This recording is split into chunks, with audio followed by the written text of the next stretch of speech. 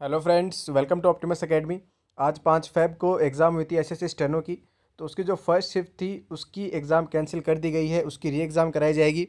तो टीसीएस की जो ये एग्ज़ाम थी, तो एक तरीके से टीसीएस का जो है वेलकम हो चुका है एसएससी के पेपर्स में। आते ही पेपर कैंसिल करना पड़ गया टीसीएस को। तो अभी सीजीएल और सीएचएसएल सीपीओ इनमें क्या हालात होंगे कुछ कह नहीं सकते हैं। पहले आपको बता देंगे रीज़न क्या है जिस वजह से एग्ज़ाम कैंसिल हुई है। ये एसएससी की वेबसाइट पे नोटिस आया है कि एग्ज़ाम जो 10 से 12 हुई थी, आज 5 फ़रवरी को वो कैंसिल कर दी गई है और रीस्केड्यूल करी है 8 फरवरी को। टाइमिंग रखा है 3 से 5। तो इसका जो रीज़न है वो दिया है because of inadvertent enabling of E calculator on the candidates console. मतलब कैलकुलेटर जो है वो वर्क कर रहा था स्क्रीन पे। तो ये बहुत बड़ा रीज़न है, इसकी वजह से काफ़ी बच्चों को मैथ तो इसमें थी नहीं लेकिन रीजनिंग में हेल्प मिली होगी। तो इस वजह से एग्ज़ाम कैंसिल कर दिया गया है। तो ये लापरवाही मानी जाएगी टीसीएस की। और एसएससी का क्या दोष है इसमें कुछ कह नहीं सकते। बट ये है कि जो सबसे इम्पोर्टेंट एग्ज़ाम अभी आनी बाकी है टीसीएस की, जो अब टीसीएस कंडक्ट करवाएगा, उनसे पहले ही ये देखने को मिल रहे हैं एक तरीके से सिम्टम्स। तो अभी क्या कुछ कह नहीं सकते एग्ज़ाम कैसे कंडक्ट करा पाएंगे सीजीएल और सीएचएसएल।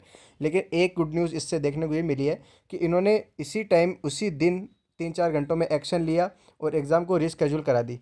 पहले के जैसे वेंडर्स होते थे सिफी भी री एग्ज़ाम करवाए हैं सिफी ने भी, लेकिन काफ़ी ज़्यादा टाइम लगता था उनको ये डिसीजन लेने में। पहले नोटिस आता था कि आज के इसके ऊपर चर्चा करी जाएगी, फिर फाइनली जाके कहीं एग्ज़ाम री एग्ज़ाम की डेट आती थी। तो ये एक अच्छी न्यूज़ है। साथ में आपको बता दें आज के पेपर के बारे में। तो आगे सीजीएल और सीएचएसएल में हेल्प मिलेगी काफ़ी ज़्यादा। तो सबसे पहली बात कि पेपर जो आज का था वो जम्बल्ड नहीं था, मतलब सब्जेक्ट वाइज सेक्शन बने हुए थे। जैसे पहले के पेपर हुए थे उनमें क्या था, सिलेक्शन पोस्ट के पेपर्स में जम्बल्ड रहता, एक क्वेश्चन मैथ का आ गया, फिर रीजनिंग का आ गया, फिर इंग्लिश का आ गया। आज ऐसा नहीं था, इंग्लिश का एक अलग सेक्शन था, जीके का अलग था।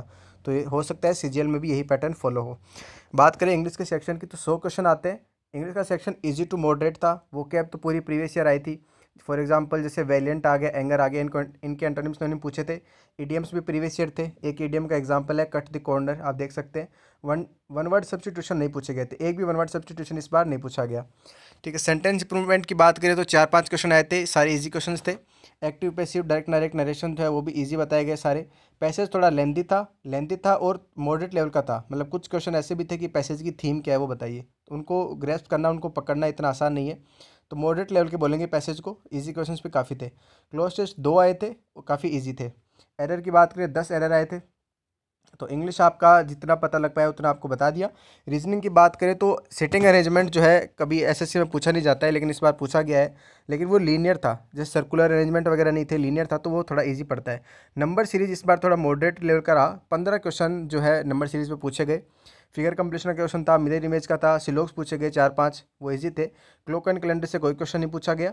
तो ओड वन आउट देखें, वो क्वेश्चन हमेशा आता है, इस बार भी आया। मिसिंग नंबर भी पूछा गया था। ब्लड रिलेशन पे कोई क्वेश्चन नहीं था। उसके बाद बात करें जीके की, तो जीके में काफ़ी ज़्यादा चेंज देखने को मिला है पैटर्न में। वो चेंज इन द सेंस कि करंट अफेयर्स पे जो हमेशा 2-3 क्वेश्चन ऐसे पूछा करती थी, इस बार 20 क्वेश्चन पूछे हैं टीसीएस ने करंट अफेयर में।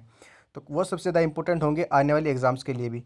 फिजिक्स की बात करें, फिजिक्स से काफ़ी ज़्यादा क्वेश्चंस थे। बायोलॉजी और केमिस्ट्री मिला के 1-2 क्वेश्चंस थे। तो हो सकता है आने वाले जो शिफ्ट हैं उनमें फिजिक्स की जगह बायो में से क्वेश्चन ज़्यादा आ जाएँ, किसी शिफ्ट में केमिस्ट्री से ज़्यादा आ जाएँ, क्योंकि सारे शिफ्ट में फिजिक्स से तो ज़्यादा होंगे नहीं, वो इंटरचेंज जरूर करेंगे।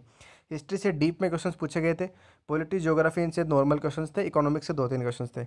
अब कुछ क्वेश्चंस हैं, एक क्वेश्चन मानुषी चिल्लर पे था, फिर एक राजा राम मोहन रॉय पे था। कि जनरली ये क्वेश्चन बहुत बार आता है कि ब्रह्मो समाज से रिलेटेड कौन था, तो राजा राम मोहन राय आप सीधा कर सकते हैं। लेकिन अभी पूछा था कि ब्रह्मो समाज को फाइंड करने में सेकंड मेंबर कौन था। तो फर्स्ट का तो सबको पता होता है, सेकंड का नहीं पता होता, तो ये अच्छा क्वेश्चन था। उसके बाद एक और अच्छा क्वेश्चन कि रामनाथ कोविंद जी प्रेसिडेंट बनने से पहले किस पोस्ट पे थे। तो ये डीप में जाके क्वेश्चंस थे, ये जनरली पता नहीं होते। फोर्ब्स लिस्ट में नंबर 1 कौन था, ये पूछा था। नॉर्थन मोस्ट हिमालय जो है उसका दूसरा नाम क्या है, ये पूछा था। इलास्टिसिटी पे क्वेश्चन, विस्कोसिटी पे था, वेक्टर पावर पे था। एक हॉर्स पावर में कितनी एनर्जी, ये भी पूछा गया था।